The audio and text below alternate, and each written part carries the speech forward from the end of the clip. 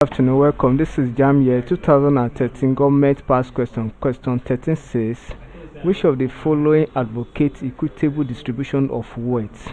Which of the following advocates equitable distribution of wealth? When we talk of equitable distribution of wealth, means equality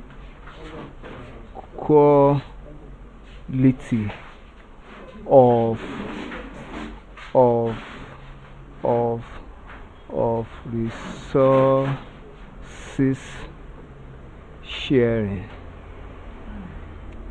Equality of resources sharing. So option A say plutocracy, B say capitalism, C say aristocracy, D say socialism.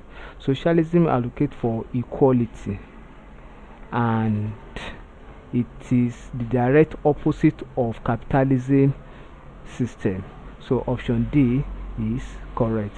Thank you, and kindly subscribe for more videos.